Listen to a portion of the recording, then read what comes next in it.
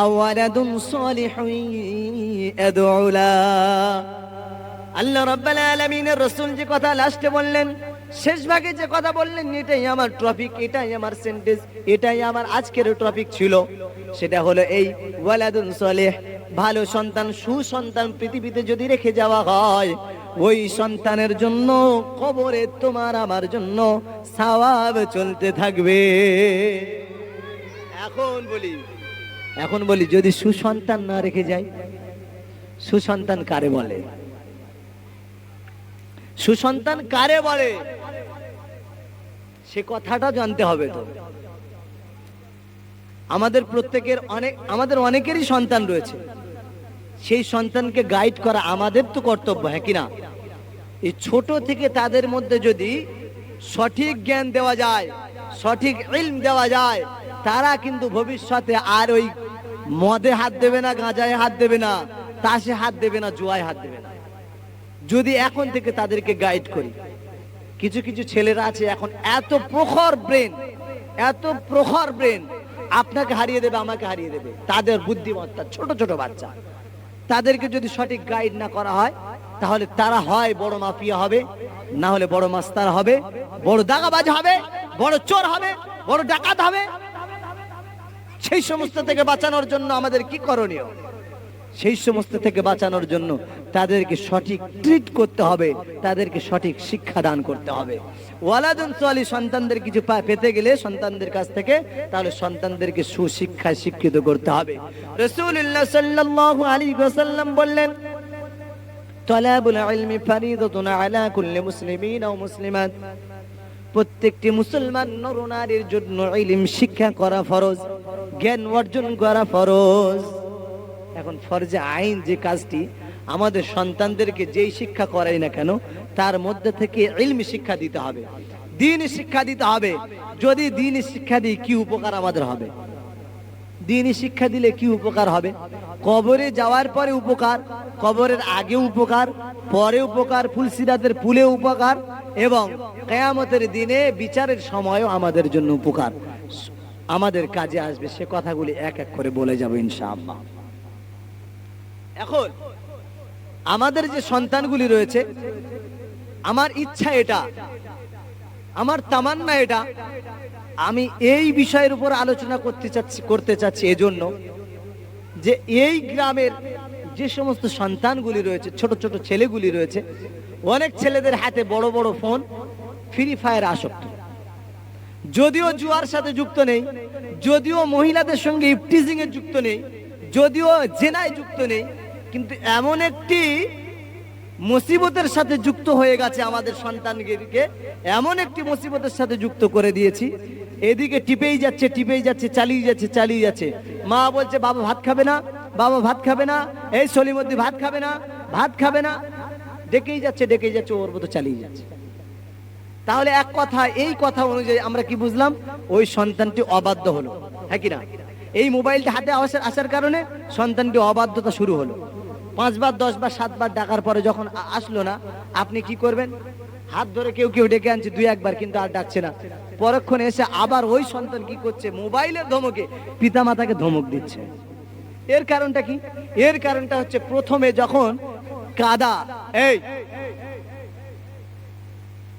যখন কাদা নরম থাকে, তখন যেদিকে বেঁকানো যায় সেদিকে বেঁকে যায়, হ্যাঁ কিনা? আর যখন সেটা একটু রোদের প্রখরে যখন একটু শক্ত হয়ে যায়, যেদিকে বেঁকাবেন টুক করে ভেঙে যাবে অথবা কেটে যাবে, দুটো হয়ে যাবে, হ্যাঁ কিনা? তো সেই পর্যায়ে চলে আসে আমাদের সন্তানরা। আমাদের সন্তানদেরকে ছোট থেকে যদি সঠিক ট্রিট না করতে পারি, সঠিক শিক্ষা আঙিনায় যদি না আনতে পারি, তাহলে ওই বড় অবস্থায় যখন ফোন এসে যাবে, সে সময় যতই আপনি বলুন না কেন, ওই আপনি যে ধমকটা দেওয়ার কথা ছোটবেলায়, সেটা যদি এখন দিয়ে থাকেন, ও কি করবে? আপনাকে উল্টে ধমক দেবে। 2 বন্ধুর ঘটনা একটা বলি। 2 বন্ধুর ঘটনা। একটা বন্ধু বিবাহ করেছে অনেকদিন পূর্বে, আর একটা বন্ধু কিছুদিন পূর্বে বিবাহ করেছে। এখন যে আগে বিবাহ করেছে, সে এই নতুন বন্ধুর যে নতুন বিবাহ করেছে, এর বাড়িতে ঘুরতে এসেছে। ভালো করে শুনছেন তো? মজাদার আছে। ঘুরতে এসেছে। যখন ঘুরতে এসে দেখছে যে বন্ধুর বিবি, বন্ধুর যে বন্ধুটার বিবাহ হয়েছে, ওই বন্ধুর বিবিটা খুব বাধ্য। বাধ্য মানে খুব কথা শোনে, যা বলে তাই শোনে, যা বলে তাই শোনে। যখন যেটা এনে যায় তখন সেটাই রান্না করে, কোনো রকম কর্ণপাত করে না, খুব বাধ্য, স্বামীর বাধ্য। এটা দেখে আগে যে বিবাহ করেছে তার মনের মধ্যে একটা চিন্তা ভাবনা হলো, এত বাধ্য স্ত্রী হয় কি করে, এত বাধ্য স্ত্রী হয় কি করে। তো একটা সময় জিজ্ঞাসা করলে, বন্ধু কি ব্যাপার, তোর স্ত্রী এত তোর বাধ্য, তোর কথা শোনে, আমার স্ত্রী তো শোনে না। তো বলল, বিড়াল যদি মারতে হয় বাসর রাতেই মারতে হয়। কি বলছে? বিড়াল যদি মারতে হয় বাসর রাতে মারতে হয়। বলছে ঘটনাটা কি ঠিক বুঝলাম না। বলছে কি হয়েছে, হঠাৎ করে আমরা যখন বাসর রাতে এসেছি, একটা বিড়াল আমাদের ওই রুমের মধ্যে এসেছে। আমি হাতের কাছে যা পেয়েছি তাই দিয়ে বিড়ালটাকে মেরেছি, বিড়ালটা মরে গেছে। যখন বিড়ালটা মারা গেছে, বিড়ালটা মারা যাওয়ার সাথে সেই যে মারা গেল, সেই তখন থেকে আমার উপরে একটা ভয় তার মনের মধ্যে জেগে গেছে যে আমার স্বামী প্রচন্ড রাগী, প্রচন্ড রাগী, আমার স্বামী বড়ই রাগী এবং মেজাজি, এটাই তার মনের মধ্যে এসে গেছে। তো সেখান থেকে আমি যা বলি আর কোনো সমস্যা নাই, আমার মধ্যে, আমাদের দুজনের মধ্যে কোনো অশান্তি এখনো পর্যন্ত হয় নাই, দুজনের মধ্যে ভালো মিল মাহাব্বত আছে। তবে আমার বাধ্য, আমি যা বলি তাই করে। তাই নাকি? পুরানো বন্ধুটা কি করলো, যে আগে বিবাহ করেছে, তাই নাকি, এই ব্যাপার, ঠিক আছে। এখন ও বাড়িতে গিয়ে এটা অ্যাপ্লাই করবে। কি বলছে? ও বাড়িতে গিয়ে অ্যাপ্লাই করবে। বাড়িতে যখন গিয়েছে, বিবিকে বলছে ভাত দাও, হাফিজ সাহেব এখানে এসো। বিবিকে যখন বললো ভাত দাও, খানা খুলেছে, খানা বেড়েছে, বাড়ার পরেই একটা বিড়াল বাড়িতে আছে, সে এসে ওই ভাতের যে পাতিল আছে ওর আশেপাশে ঘোরাঘুরি করছে। ও কি করেছে, পিছনে একটা পিঁড়ে ছিল, পিঁড়ের বাড়ি একটা মেরে দিয়েছে, বিড়ালটা কাত হয়ে ওদিকে কেউ কেউ করতে করতে চলে গেছে। এখন এই যে মেরেছে, এখন বিবি ছিল ঘরের মধ্যে, সেখান থেকে ছুটে আসছে, বড় ছোট কথা বলতে বলতে, ওলাউটো আর কি বলে বলে সেটা তো জানেন, সেই সবগুলো বলতে বলতে আসছে, হ্যাঁ আমার বিড়ালটা তোমার মারার অধিকারটা কে দিল? এখন এ বন্ধু বলছে, এ তো রিয়াকশন একদম চেঞ্জ। বলছে রিয়াকশন তো চেঞ্জ, আমার বন্ধু যা বলেছে তা তো একদমই নয়, আমি মানলাম বিড়াল, আমার উল্টে কথা শুনতে হচ্ছে, আমার বন্ধু মেজাজি হয়ে গেল, আমার বন্ধু গুরুত্বপূর্ণ হয়ে গেল, বন্ধুর বিবি তার বাধ্য হয়ে গেল, আমার বিবি অবাধ্য হলো। তো এই কথাটা আবার শেয়ার করলো।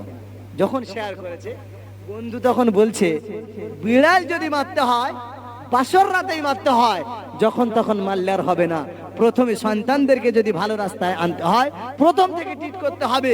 বুড়ো হয়ে যাওয়ার পরে যদি আপনি চেষ্টা করেন, ওই সন্তান আপনার প্রতি হুঙ্কার দেবে। ওই বিবি যেমন হুঙ্কার দিয়েছে, ওই সন্তানও আপনার প্রতি হুঙ্কার দেবে। হ্যাঁ কিনা? ঠিক কিনা?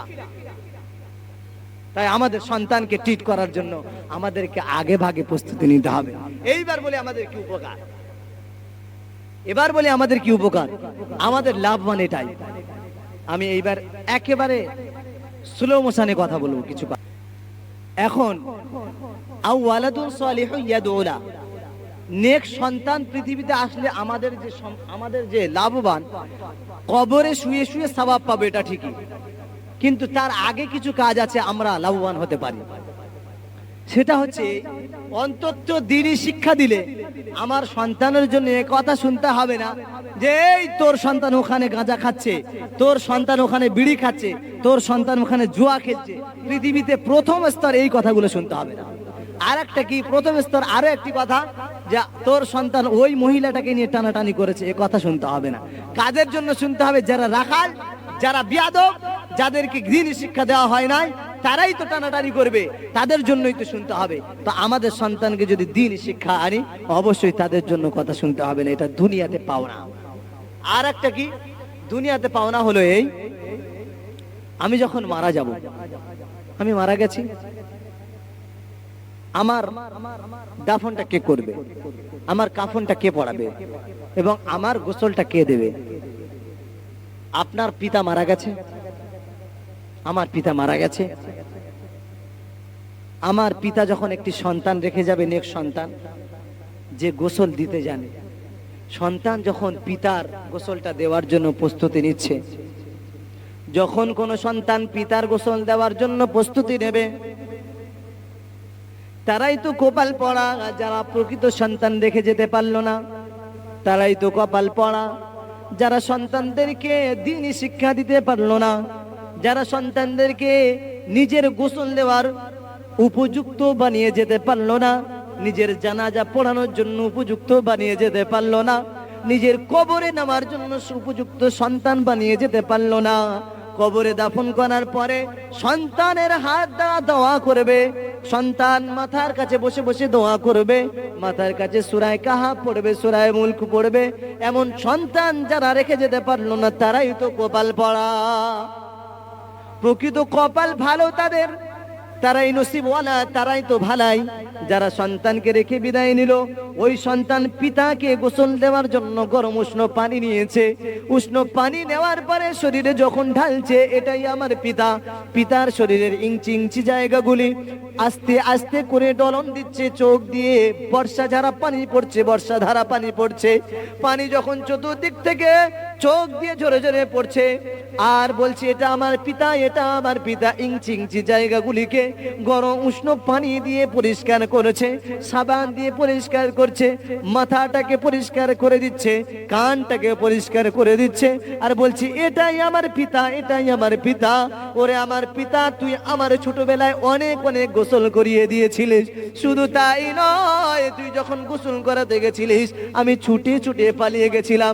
তুই আমার সাবান মাখাতে গেছিলিস, আমার চোখ জ্বালা করবে সেজন্য ছুটে পালিয়ে গেছিলাম।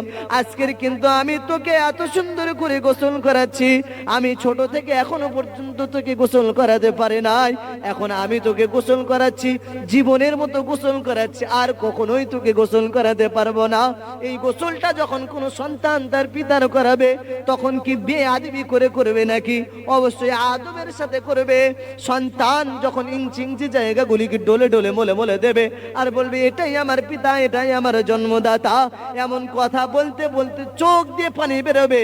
আর এইভাবে যখন গোসল দেবে, আল্লাহ রাব্বুল আলামিন বলছেন ওই সন্তানের চোখের পানি নিচে পড়ার আগে আমি আল্লাহ ওই সন্তানের কথাগুলোকে কবুল করে থাকি।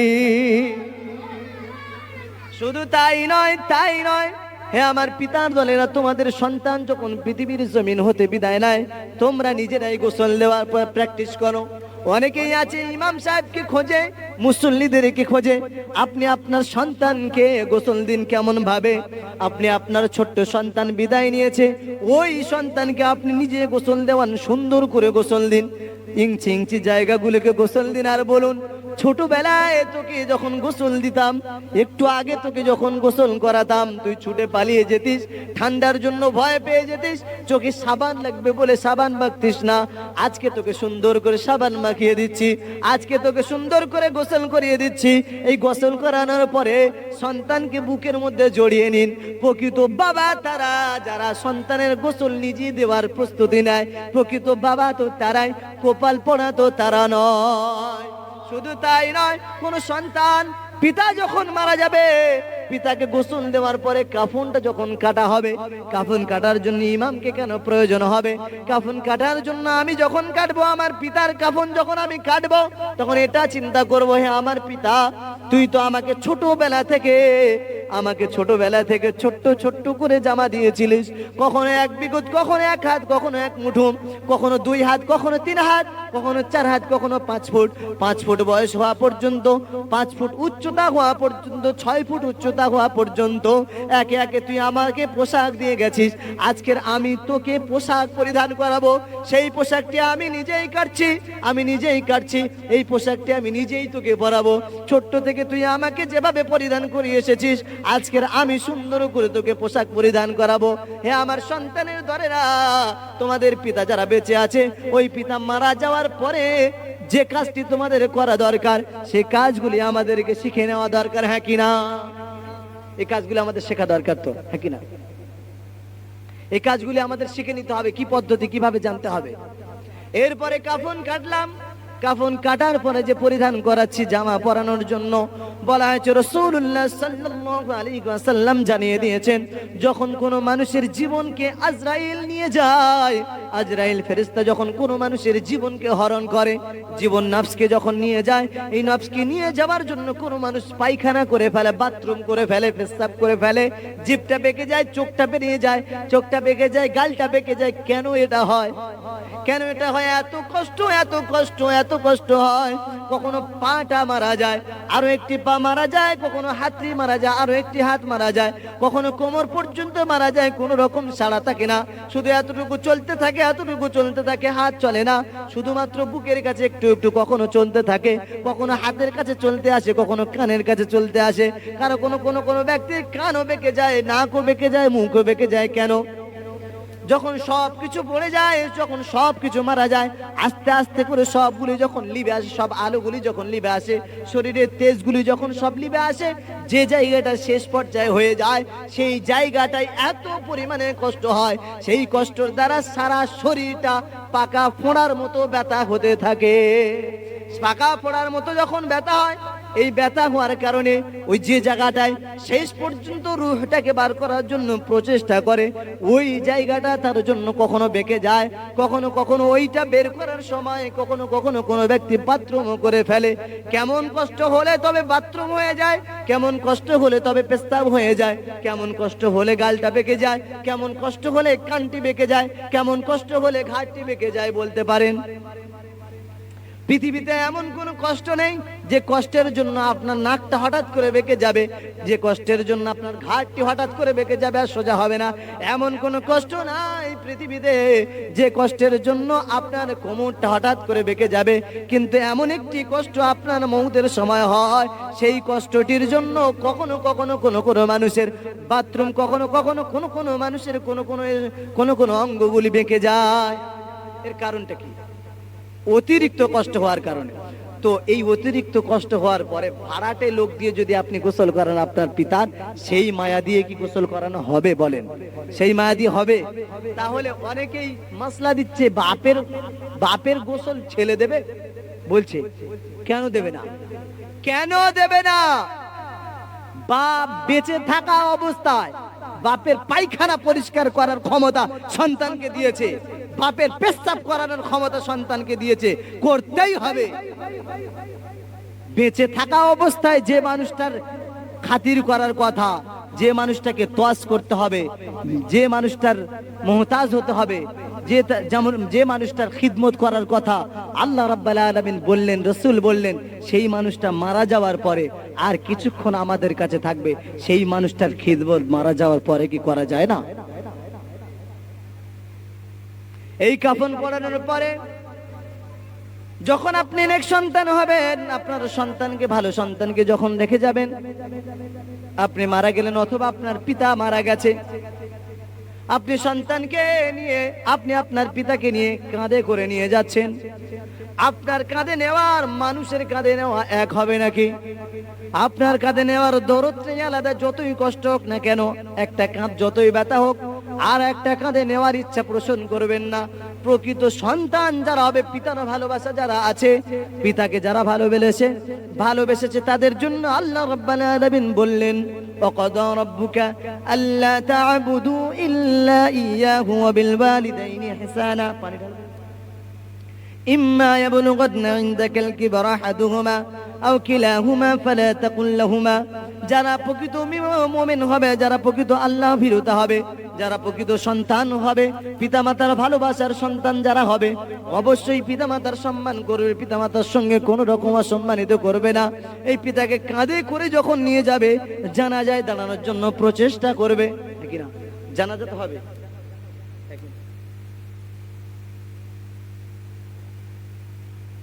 জানাজা যখন হবে, এই জানাজা পড়ানোর জন্য যোগ্যতা আমার সন্তানকে করে যেতে হবে কিনা?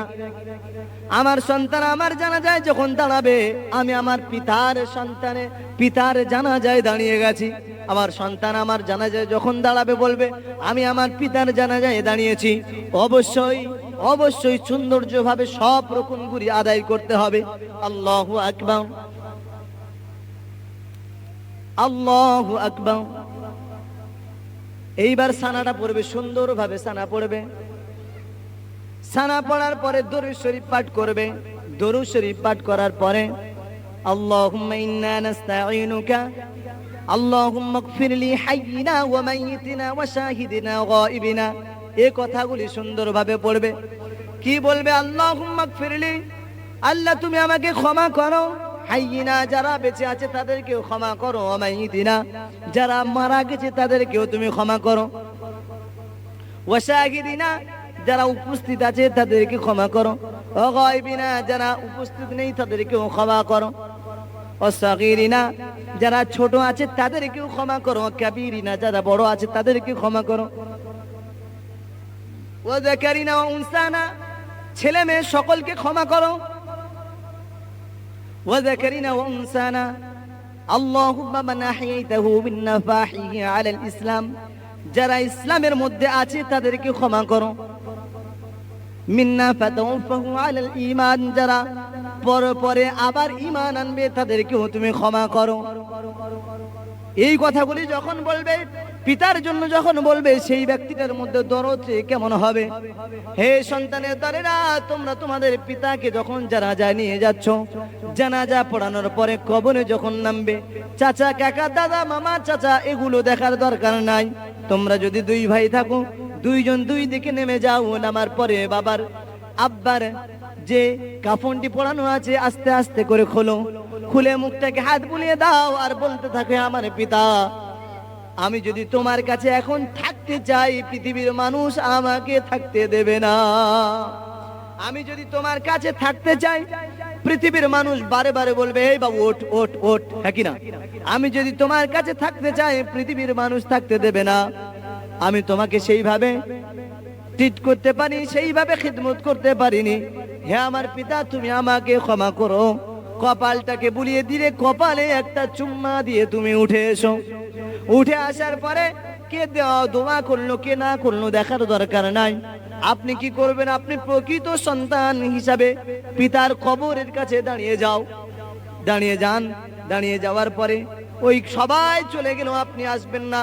কবরের মাথার কাছে বসে আপনি কবরটাকে হাত বোলান আর বলতে থাকুন, আমার পিতা তোমাকে কতবার হাত বুলিয়েছি জানি নাই, কিন্তু আর জীবনে তোমাকে হাত বুলাতে পারবো না। এই যে কবরটি তোমার রেখে গেছো, তোমার জন্য যে কবরটি উপরে হয়ে গেছে, এই মাটিটাই আমার কাছে সম্বল। তুমি আমার পিতা, এই মাটির উপরে তোমার উদ্দেশ্য করে হাত বুলিয়ে দিচ্ছি। আর একটি আয়াত তেলাওয়াত করুন, রব্বিরহামহুমা কামা রাব্বায়ানি সগীরা। সবাই যদি চলে আসে, সবাই যদি চলে আসে, কিন্তু আপনি আসবেন না, আমি আসবো না। ওই কবরের মাথার কাছে দাঁড়িয়ে অথবা বসে সূরা মুলক তেলাওয়াত করার পরে আল্লাহ রাসূল সাল্লাল্লাহু আলাইহি ওয়াসাল্লাম জানিয়ে দিলেন, যখন কোন সন্তান তার পিতার কবরের কাছে গিয়ে সূরা মুলক পাঠ করে এবং আল্লাহর দরবারে হাত উত্তোলন করে বলে, রব্বিরহামহুমা কামা রাব্বায়ানি সগীরা। হে আমার আল্লাহ, আমার পিতা মাতা যখন বেঁচে ছিল, আমি যখন ছোট ছিলাম, আমাকে তাদের রহমতের কোলে, তাদের আঁচলের কোলে, তাদের কোলে কোলে মানুষ করেছে। ছোট্ট থেকে আমাকে নিচে ফেলতে দেয় নাই। যখন হাঁটতে হাঁটতে পিতার হাত ধরে হাঁটতে হাঁটতে বাজারে যাচ্ছি, যেতে যেতে হঠাৎ করে হোঁচট খেয়েছি। হোঁচট খেয়ে আমার যতটি লেগেছে, আমার থেকে আমার পিতার বেশি লেগেছে। ওই পিতাকে তোমার কোলে শুইয়ে দিলাম। শুধু তাই নয়, ওই পিতাকে আজকে তোমার কোলে শুইয়ে দিয়েছি, যেই পিতা ঈদের দিনেতে আমাকে কাঁধে করে লইয়া বাজারে গেছে। বাজারে গিয়ে সুন্দর পোশাক আমার কিনে দিয়েছে, সুন্দর পোশাক কিনে দিয়েছে, এমন সুন্দর পোশাক কিনে দিয়েছে। এত অর্থশীল ছিল না, গরিব মানুষ ছিল। দেয়াল টিপলে তো এখন আলো জ্বলে, কিন্তু আলো তখন জ্বলতো না। আমাদের পিতা মাতা যারা চলে গেছে, এভাবে দোয়া করি যে আমার হে আল্লাহ, এমন একটি পিতাকে তোমার কোলে শুইয়ে দিয়েছি, বাজারে আমাকে কাঁধে করে নিয়ে গেছে, নিজের জন্য পোশাক কিনে নাই, আমার জন্য পোশাক কিনে কাঁধে করে নিয়ে এসেছে। ঈদের দিনে আমাকে হাতে ধরে নিয়ে যাচ্ছে, আমাকে নতুন পোশাক পরিয়ে। সেই আমার আব্বা ছেঁড়া ফুটা ছেঁচড়া এমন কোন পোশাক ছিল, কাদা মাখা, ধুলা মাখা ময়লা মাখা এমন পোশাক পরিধান করে আমার সাথে হাত ধরে ধরে ঈদগাহে গেছে, এই পিতাকে তোমার কবরে শুইয়ে গেলাম, এই পিতার সঙ্গে তুমি সদাচরণ করো। রব্বির হামহুমা কামা রব্বায়ানি সগীরা, হে আমার আল্লাহ তুমি আমার পিতাকে তোমার রহমতের কোলে ওইভাবেই লালন পালন করো। এভাবেই দোয়া করুন। প্রকৃত সন্তান এভাবে রেখে যেতে হবে। তো যদি না রেখে যেতে পারি তাহলে আমরা আমাদের সন্তানদের কাছ থেকে পাবো কি করে? সন্তানদের কাছ থেকে পেতে গেলে সন্তানকে উপযুক্ত করুন। যে কথা আমি দুপুরে বলেছি, নিজের পিঠ নিজেই চুলকালে ভালো লাগে, নিজের পিঠ নিজে চুলকালে ভালো লাগে। পিঠের এমন একটি জায়গা আছে, এমন একটি জায়গা আছে যেখানে হাত যায় না, এদিক থেকে যায় না, সামনে দিয়ে যায় না, পিছন দিয়ে যায় না, যেদিক থেকে দেবেন এমন একটি জায়গা আছে, হাত যাবে না, চুলকানো না, সেখানে চুলকানো শুরু হয়েছে। এখন কি করবে? আপনার স্ত্রীকে বললেন, আপনার সন্তানকে বললেন, হে আমার স্ত্রী আমার এই জায়গাটা চুলকে দাও তো। এখন স্ত্রী হঠাৎ করে এরকম চুলকানো শুরু করেছে, বলছে না না এটা না, একটু এদিকে এদিক বেঁকাবেঁকি শুরু। তো স্ত্রীকে বলছে দূর কোথায়, বলছে একবার দুই হাত ঝাপ ঝাপ করে এটা ওটা ঝাপ ঝাপ করে চুলকানো শুরু করেছে। তো যতই চুলকে দিচ্ছে মজা হচ্ছে না, যতই চুলকে দিচ্ছে মজা হচ্ছে না। তো নিজের সন্তান জানাজা পড়ালে, নিজের সন্তান নিজের দাফন করলে, নিজের সন্তান নিজের কাফন পড়াবে, নিজের সন্তান কবরে নামবে, নিজের সন্তান কবর থেকে উঠে আমার জন্য দোয়া করবে, সেই মজাটা যতটা পাওয়া যাবে অন্য দিকে কি সেই মজাটা পাওয়া যায়? আল্লাহ রাব্বুল আলামিন বললেন রব্বির হামহুমা কামা রাব্বায়ানি সগীরা, হে সন্তানের দলেরা তোমরা যখন দোয়া করবে তোমাদের পিতামাতার জন্য যখন দোয়া করবে এই কথাটা বলতে যেন ভুলে যাও না, রব্বির হামহুমা কামা রাব্বায়ানি সগীরা।